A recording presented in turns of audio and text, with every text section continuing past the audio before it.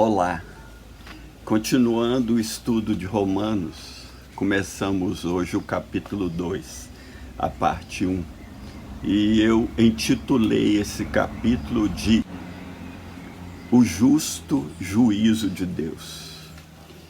O capítulo 1, falamos sobre o Evangelho da Salvação, e quero lembrar os queridos que a Bíblia não foi escrita em capítulos. Então, capítulo 2, 1, isso foi criado no século XV, quando dividiram a Bíblia em capítulos, ou 16, não me lembro exatamente agora, e aí depois em versículos. Então, não fique preso demais à divisão de capítulos e versículos. Mas nessa porção, Paulo fala sobre o juízo de Deus. Quando ele termina a parte 1, o capítulo 1, ele entrou no assunto da ira de Deus, que diz que a ira de Deus se manifesta dos céus contra toda impiedade e injustiça dos homens que detêm a verdade e injustiça. Eu já expliquei um pouco sobre a ira de Deus. À medida que Romanos vai se desenrolando, vamos vendo mais assuntos sobre a ira de Deus. Mas quando ele termina a porção do capítulo 1, ele fala sobre a ira de Deus e as suas consequências, seus pecados, os pecados que manifestam, revelam a ira de Deus, né? Fala que Deus entregou os homens a essa disposição mental, que eles não quiseram conhecer a Deus, e Deus os entregou, e ele fala várias vezes sobre isso. E aí um leitor mais descuidado, principalmente judeu, ele podia dizer assim, o Paulo está falando dos gentios, é isso mesmo, Paulo, esses gentios merecem ira mesmo, merecem punição mesmo. É como se Paulo dissesse para ele, epa, peraí, seu judeu, cuidado que vocês também vão entrar nessa, né? E aí ele vai declarar, e no capítulo 2 fica bem claro, que a ira de Deus se manifesta sobre todos os homens, gentios e judeus. Então, no capítulo 1, parecia que ele estava falando mais para os gentios, não é? Mas o judeu vai ficar sem desculpa, porque ele começa o capítulo 2 falando sobre isso, falando da essência do pecado. O pecado é mais do que ato, é essência, é coração, tem raiz no coração depravado, né? Então ele vai dizer para o judeu e para todos nós que nós não podemos julgar ninguém.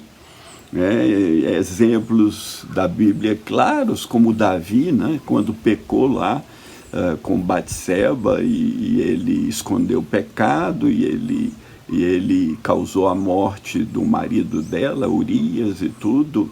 E aí vem o profeta Natã e conta a ele uma história de um homem rico que pegou a ovelhinha de um pobre e serviu, e aí o Davi fica indignado sobre isso e fala que esse rico merecia punição, e Natã diz, você é esse homem, né? Você pegou a ovelhinha de um homem justo, né? E você cometeu assassinato, você mentiu, você enganou, né? E aí Davi depois disso se arrepende. Mas esse capítulo 2, né, falando do justo juízo de Deus, o juízo de Deus, a ira de Deus manifesta o juízo de Deus. O juízo de Deus, ele é absolutamente justo, porque Deus é um juiz justo. Lembra que Jó fala, Abraão fala, não fará justiça o juiz de toda a terra. Né? E nesse capítulo 2 tem 7 princípios sobre o juízo de Deus. Ele fala que o juízo de Deus é segundo a verdade, princípio 1, o 2, que é segundo a culpa ou ira acumulada, no versículo 5. No versículo 6 vai falar que o juízo é segundo as obras. No versículo 11 vai falar que o juízo é sem acepção de pessoas. No versículo 13 vai falar que o juízo é em decorrência da falta da prática ou da vivência da lei. No versículo 16 vai falar que ele atinge os segredos do coração. E na sequência do 17 ao 29, vai falar que ele é segundo a realidade, não segundo a religião ou o povo de onde você vem, no caso o judeu, e nem segundo a religiosidade humana, e também ele é por comparação entre gentio e judeu, e nós vamos explicar daqui a pouco. Então, vamos ler o versículo 1 ao 3. Portanto, és inexcusável quando julgas, ó homem, quem quer que sejas, porque te condenas a ti mesmo naquilo que julgas a outro. Pois tu que julgas fazes o mesmo. E bem sabemos que o juízo de Deus é segundo a verdade sobre os que tais coisas fazem. E tu, ó homem, que julgas os que fazem tais coisas, cuidas que fazendo-as tu escaparás do juízo de Deus? Então ele diz que julgar aqui é quando você condena o outro. Quando você vê o outro, ou se ouviu que o outro fez determinada coisa, você já o condenou, já emitiu julgamento. Isso é muito comum hoje, né?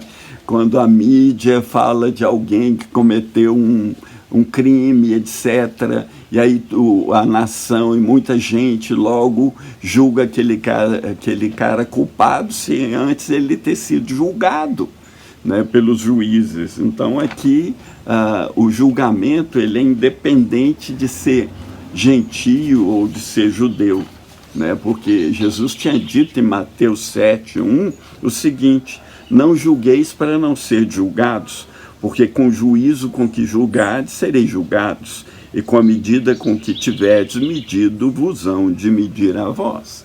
Então, não se torne juiz das ações dos outros, e principalmente por desconhecer os fatos e não ter acesso aos autos do negócio, como os juízes têm. Então, a gente se condena quando julgamos os outros. Julgamos o assassino, mas nós criticamos os outros, e a Bíblia coloca o assassinato com a língua, a falar mal do outro com a língua é como um assassinato. João vai dizer isso na sua carta, né? E Paulo vai dizer isso em Romanos 3 também. Nós julgamos a pessoa que comete adultério, mas nós podemos olhar para uma mulher com intenção impura e cometer adultério, porque o adultério começa nos olhos e vai até o coração. Então, cuidado para não julgar, né? Para você julgar desse modo, você precisaria ser sem pecado e ser totalmente imparcial. Por isso, o julgamento humano, ele carece de verdade, né? Não está de acordo com o grande padrão eterno da verdade. Por isso, ele é sempre falível e passível de falsidade, porque ele pode torcer os fatos. Já o julgamento de Deus é segundo a verdade. Paulo diz, e bem sabemos que o juízo de Deus é segundo a verdade. Davi fala no Salmo 11 que o Senhor é justo, ele ama a justiça, né, e o seu rosto olha para os retos. Então, Davi fala sobre Deus como juiz justo, né? O juízo de Deus, portanto, princípio 1 é segundo a verdade, porque ele é um juiz justo, ele não pode negar a si mesmo, é uma questão de caráter, né? Deus julga segundo a verdade porque ele é verdadeiro. Por isso eu creio que o evangelho atual que tem sido pregado, ele está se desviando da verdade, porque ele está colocando necessidades humanas à frente da pecaminosidade, da chamada ao arrependimento, da chamada à mudança. O evangelho moderno tem oferecido bênçãos em vez de oferecer a verdade e, consequentemente, trazer arrependimento e entendimento por que Jesus morreu na cruz, né? Jesus morreu na cruz por causa do pecado. O nome dele é Jesus porque ele salvará o seu povo do seu pecado. E qualquer outro evangelho diferente desse, ele se desvia da verdade. né? João Batista, em João 3, ele diz: quem vos ensinou a fugir da ira vindoura, ou do juízo vindouro? Quando não nos arrependemos dos pecados, nós fugimos da ira de Deus, nós fugimos do juízo final, né? Nós ignoramos, nós não queremos saber, e nós achamos que vai estar tudo bem, mas não. Olha o que Paulo diz em outra carta, 1 Tessalonicenses 1, 9 e 10. Porque eles mesmos anunciam de nós qual a entrada que tivemos para convosco, e como dos ídolos vos convertesse a Deus, para servir o Deus vivo e verdadeiro, e esperar dos céus o seu Filho, Jesus, a quem ressuscitou dentre os mortos, a saber, Jesus, que nos livra da ira futura. Então, essa ira futura é o juízo final, é o juízo de Deus. Em Hebreus 9, 27 está escrito: e como aos homens está ordenado morrerem uma vez, vindo depois disso o juízo. Logo, o juízo, ele vem após a morte. Não tem como o homem morrer e voltar numa tipo de religião que ensina que o homem morre e volta e vai se aperfeiçoando. Isso não existe, né? O que existe é, depois da morte vem o juízo. O juízo, portanto, é segundo a verdade. E o juízo de Deus, ele demanda perfeição. Assim, quando você chega a Deus, né, você começa a andar na verdade. Você começa a ser guiado pelo Espírito Santo, porque Deus começa a te fazer participante da natureza dele mesmo, né? Então, o pecado começa a ser uma coisa que a gente não quer cometer, porque nós não queremos ofender Deus, porque o padrão de Deus é proporcional ao caráter de Deus. A medida de Deus é a medida da estatura de homem perfeito, e essa medida é Jesus Cristo, né? Deus vai nos medir conforme Jesus, e se não formos como Ele, não vamos escapar do juízo. Às vezes nós caímos na grande ilusão, como judeu, né? Eu sou filho de Abraão, eu tenho a lei de Deus, eu recebi de Deus a lei, eu vi a glória de Deus, eu tive muitas coisas. Então, você pode dizer: eu conheço Jesus, eu sei quem Jesus é, Ele é bom, Ele vai me perdoar. Não existe isso, né? Não existe isso se não houver arrependimento verdadeiro. Olha o que Jesus diz em Mateus 7. Muitos me dirão naquele dia: Senhor, Senhor, não profetizamos nós em Teu nome? E em Teu nome não expulsamos muitos demônios? Em Teu nome não fizemos muitas maravilhas? E então lhes direi abertamente: nunca vos conheci. Apartai-vos de mim, vós que praticais a iniquidade. Quando você entra em Cristo, quando você entra na vida, você entra numa jornada de conhecimento de Deus, né? E Deus começa a remover do nosso coração o orgulho espiritual, né? Então a gente começa a conhecer a Deus, e continuamos a conhecer a Deus, uma continuidade de conhecimento de Deus, e assim nós vamos cada dia ficando mais parecidos com Deus, né? Essa é a chamada de Deus para nós, para os filhos de Deus. Por quê?